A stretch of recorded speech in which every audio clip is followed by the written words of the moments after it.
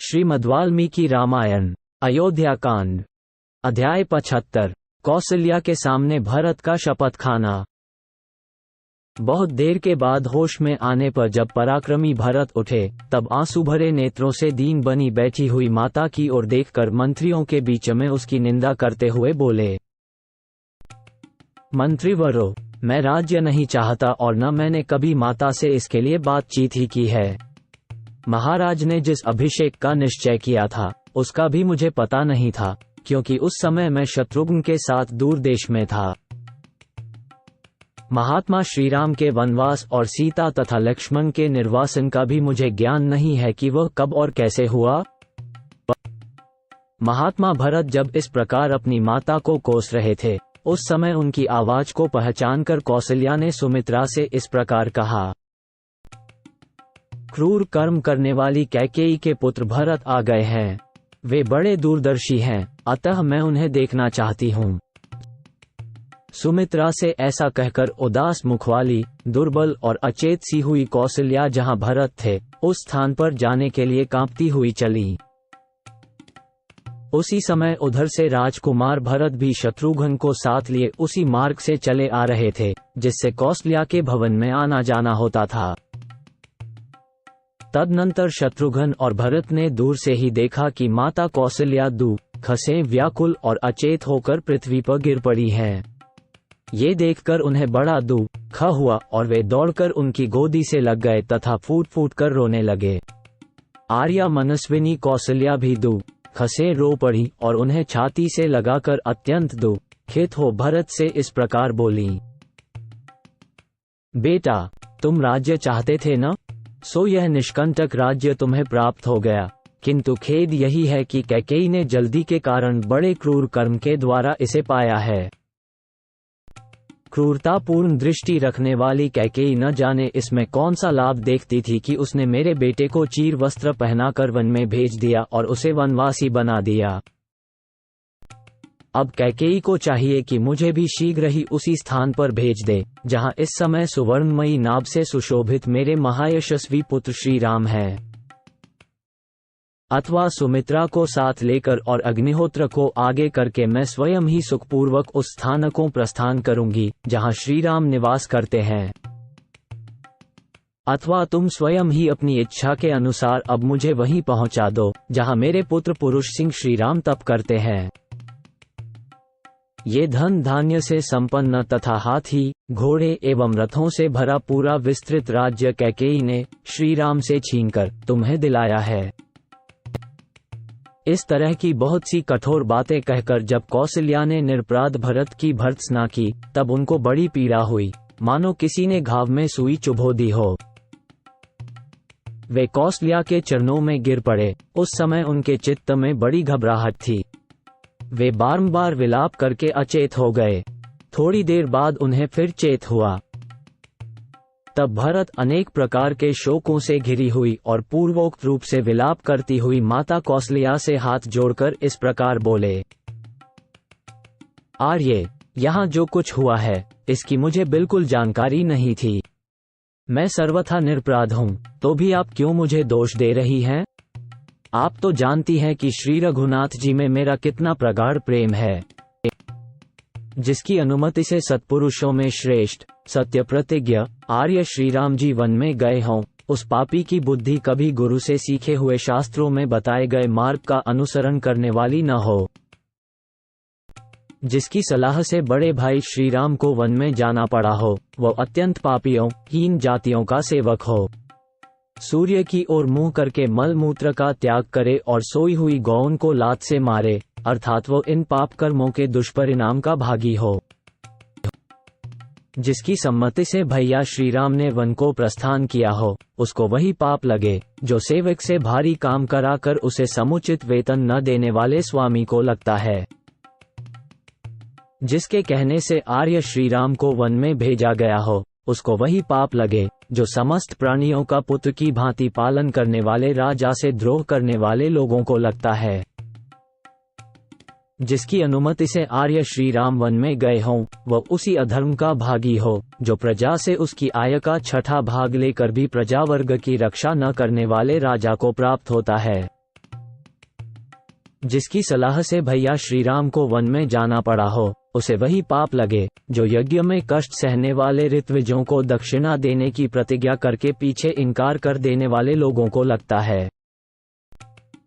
हाथी, घोड़े और रथों से भरे एवं अस्त्र शस्त्रों की वर्षा से व्याप्त संग्राम में सत्पुरुषों के धर्म का पालन न करने वाले योद्धाओं को जो पाप लगता है, वही उस मनुष्य को भी प्राप्त हो जिसकी सम्मति से आर्य श्री राम जी को वन में भेजा गया हो।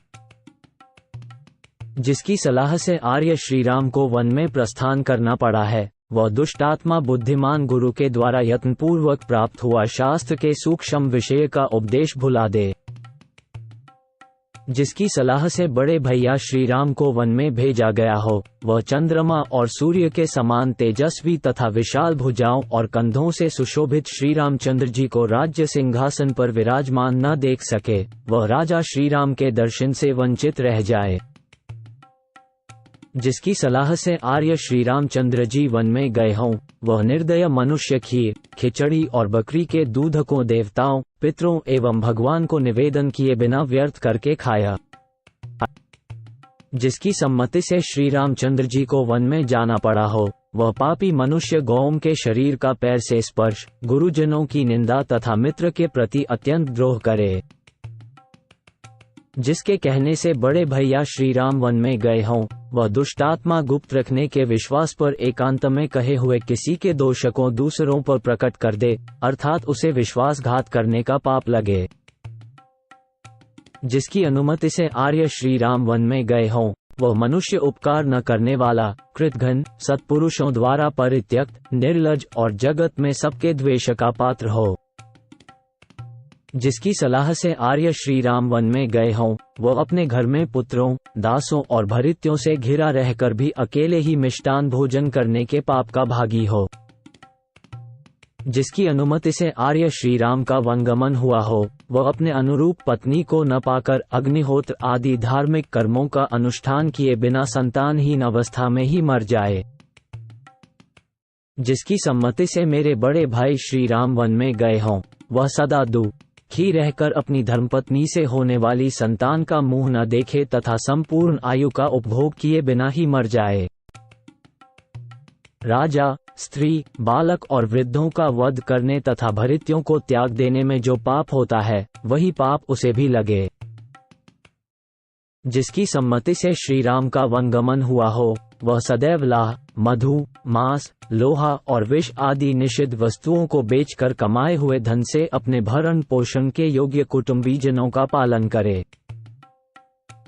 जिसकी राय से श्री राम वन में जाने को विवश हुए हों, वह शत्रु पक्ष को भय देने वाले युद्ध के प्राप्त होने पर उसमें पीठ दिखाकर भागता हुआ मारा जाए। जिसकी सम्मति से आर्य श्री राम वन में गए हों, वह फटे पुराने, मैले कुचैले वस्त्र से अपने शरीर को ढककर हाथ में खप्पर ले भीख मांगता हुआ उन्मत्त की भांति पृथ्वी पर घूमता फिरे। जिसकी सलाह से श्री रामचंद्र जी को वन में जाना पड़ा हो, वह काम क्रोध के वशीभूत होकर सदा ही मद्यपान, स्त्री समागम और द्यूत क्रीड़ा में आसक्त रहे। जिसकी अनुमति से आर्य श्री राम वन में गए हों, उसका मन कभी धर्म में न लगे, वह अधर्म का ही सेवन करे और अपात्र को धन दान करे। जिसकी सलाह से आर्य श्री राम का वन गमन हुआ हो, उसके द्वारा सहसों की संख्या में संचित किए गए नाना प्रकार के धन वैभवों को लुटेरे लूट ले जाए। जिसके कहने से भैया श्री राम को वन में भेजा गया हो, उसे वही पाप लगे जो दोनों संध्याओं के समय सोए हुए पुरुष को प्राप्त होता है। आग लगाने वाले मनुष्य को जो पाप लगता है, गुरुपत्नीगामी को जिस पाप की प्राप्ति होती है तथा मित्र द्रोह करने से जो पाप प्राप्त होता है, वही पाप उसे भी लगे। जिसकी सम्मति से आर्य श्री राम को वन में जाना पड़ा है, वह देवताओं, पितरों और माता पिता की सेवा कभी न करे, अर्थात उनकी सेवा के पुण्य से वंचित रह जाए। जिसकी अनुमति से विवश होकर भैया श्री राम ने वन में पदार्पण किया है, वह पापी आज ही सत्पुरुषों के लोक से, सत्पुरुषों की कीर्ति से तथा सत्पुरुषों द्वारा सेवित कर्म से शीघ्र भ्रष्ट हो जाए। जिसकी सम्मति से बड़ी बड़ी बांह और विशाल वक्ष वाले आर्य श्री राम को वन में जाना पड़ा है, वह माता की सेवा छोड़कर अनर्थ के पथ में स्थित रहे। जिसकी सलाह से श्रीराम का वनगमन हुआ हो, वह दरिद्र हो, उसके यहाँ भरण पोषण पाने के योग्य पुत्र आदि की संख्या बहुत अधिक हो तथा वह ज्वर रोग से पीड़ित होकर सदा क्लेश भोगता रहे। जिसकी अनुमति पाकर आर्य श्रीराम वन में गए हों, वह आशा लगाए ऊपर की ओर आंख उठाकर दाता के मुंह की ओर देखने वाले दीन याचकों की आशा को निष्फल कर दे। जिसके कहने से भैया श्रीराम ने वन को प्रस्थान किया हो, वह पापात्मा पुरुष चुगला, अपवित्र तथा राजा से भयभीत रहकर सदा छल कपट में ही रचा पचा रहे। जिसके परामर्श से आर्य का वनमगन हुआ हो, वह दुष्टात्मा ऋतु स्नान काल प्राप्त होने के कारण अपने पास आई हुई सती साध्वी ऋतु स्नाता पत्नी को ठुकरा दे, उसकी इच्छा न पूर्ण करने के पाप का भागी हो। जिसकी सलाह से मेरे बड़े भाई को वन में जाना पड़ा हो, उसको वही पाप लगे जो अन्न आदि का दान न करने अथवा स्त्री से द्वेष रखने के कारण नष्ट हुई संतान वाले ब्राह्मण को प्राप्त होता है। जिसकी राय से आर्य ने वन में पदार्पण किया हो, वह मलिन इंद्रिय वाला पुरुष ब्राह्मण के लिए की जाती हुई पूजा में विघ्न डाल दे और छोटे बछड़े वाली 10 दिन के भीतर की ब्याई हुई गाय का दूध दोहे। जिसने आर्य श्रीराम के वनमगन की अनुमति दी हो, वह मूढ़ धर्मपत्नी को छोड़कर परस्त्री का सेवन करे तथा धर्म विषयक अनुराग को त्याग दे। पानी को गंदा करने वाले तथा दूसरों को जहर देने वाले मनुष्य को जो पाप लगता है, वह सारा पाप अकेला वही प्राप्त करे, जिसकी अनुमति से विवश होकर आर्य श्रीराम को वन में जाना पड़ा है। जिसकी सम्मति से आर्य का वनगमन हुआ हो, उसे वही पाप प्राप्त हो जो पानी होते हुए भी प्यासे को उससे वंचित कर देने वाले मनुष्य को लगता है। जिसकी अनुमति से आर्य श्रीराम वन में गए हों, वह उस पाप का भागी हो जो परस्पर झगड़ते हुए मनुष्यों में से किसी एक के प्रति पक्षपात रखकर मार्ग में खड़ा हो उनका झगड़ा देखने वाले कलहप्रिय मनुष्य को प्राप्त होता है। इस प्रकार पति और पुत्र से बिछुड़ी हुई कौशल्या को शपथ के द्वारा आश्वासन देते हुए ही राजकुमार भरतदू खसे व्याकुल होकर पृथ्वी पर गिर पड़े। उस समय दुष्कर शपथों द्वारा अपनी सफाई देते हुए शोक संतप्त एवं अचेत भरत से कौशल्या ने इस प्रकार कहा, बेटा, तुम अनेकानेक शपथ खाकर जो मेरे प्राणों को पीड़ा दे रहे हो, इससे मेरा ये दुख और भी बढ़ता जा रहा है। वत्स, सौभाग्य की बात है कि शुभ लक्षणों से संपन्न तुम्हारा चित्त धर्म से विचलित नहीं हुआ है। तुम सत्य प्रतिज्ञ हो, इसलिए तुम्हें सत्पुरुषों के लोक प्राप्त होंगे। ऐसा कहकर कौशल्या ने भ्रातृभक्त महाबाहु भरत को गोद में खींच लिया और अत्यंत दुखी हो उन्हें गले से लगाकर वे फूट फूट कर रोने लगी। महात्मा भरत भी दुख से आर्त होकर विलाप कर रहे थे। उनका मन मोह और शोक के वेग से व्याकुल हो गया था। पृथ्वी पर पड़े हुए भरत की बुद्धि, विवेक शक्ति नष्ट हो गई थी। वे अचेत से होकर विलाप करते और बारंबार लंबी सांस खींचते थे। इस तरह शोक में ही उनकी वो रात बीत गई।